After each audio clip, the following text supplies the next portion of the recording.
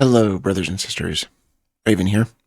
Today, we are going to go through a small portion of the document we've been looking at. As we've been going over this document of the temple, I was hoping to do as I've done with other documents in the past of just going through some of the details of what it's about and then going through portions here and there, giving a more general view. This one, I may have to do a little more detailed, like I did with things such as their form for baptism.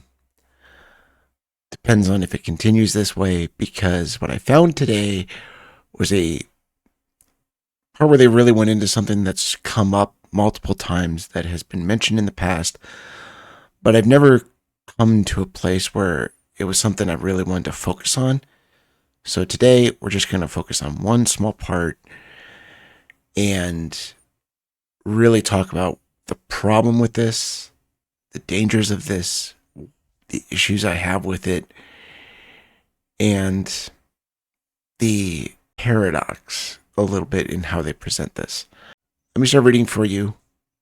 This is a latter part of the very next paragraph from what we had been talking about before. This is the very next section, and talking about what the church is aiming for, what this temple is supposed to be. The writers say this: a transient world can never provide us with this ultimate permanent fulfillment we seek. Neither can we find fulfillment without a form to fill full. Herein lies the meaning of the form and pattern of the temple. So this temple is supposed to fulfill this. Without a form that can be filled full, which can be fulfilled, we have no sense of completion. Now, really quick side note, let me just point out, this right here is the foolishness made to look like wisdom that you see in places like this. And I just want to point this out because people will just go by it and not think about it for a second. Filled full, fulfillment, same difference. They're taking this twice. They're saying it twice to make it sound smarter, to make it sound more detailed and more complete, etc. But this is just bad writing. If it's filled full, it's fulfilled. You only need to put filled full.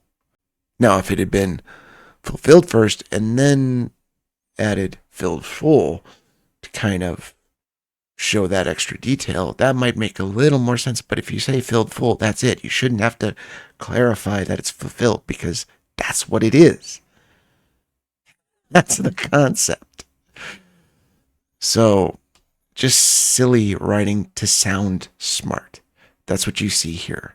So don't go assuming this is smart because it sounds smart, because it's not. Watch where it goes. It's going to show itself. So starting over from the beginning of that sentence.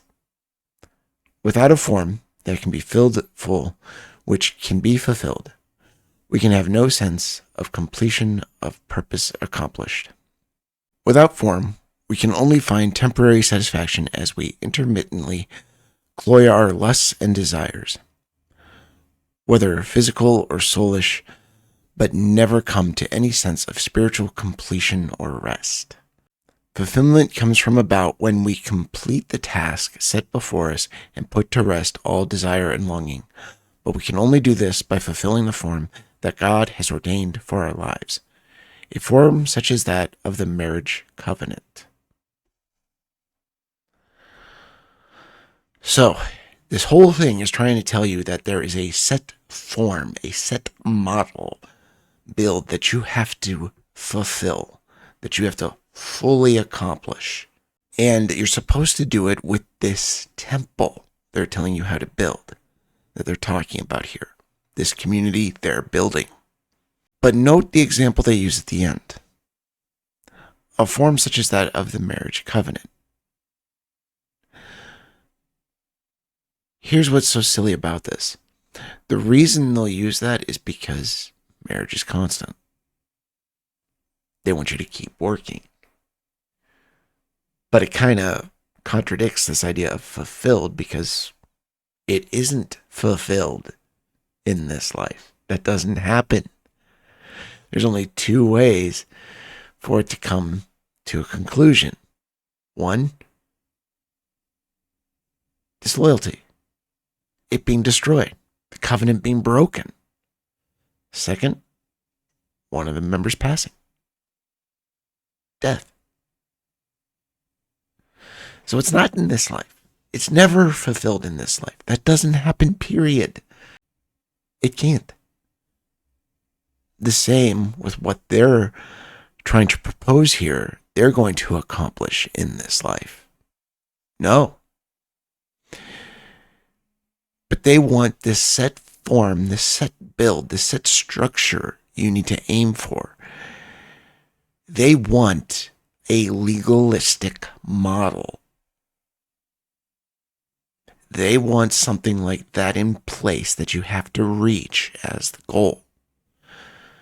Because they don't want this to be what Christianity is supposed to be, which is listening to Him, following Him, obeying Him, obeying His Spirit. No, they want it obeying them, following them, ultimately worshiping them. But in order for that to be the case, it's got to be something that's fulfilled here. And they want that fulfilled here because it's got to be a model they're building, the model they're creating. That's the way cults work. It's the way too many legalistic religions work. It's legalism. That's what that is.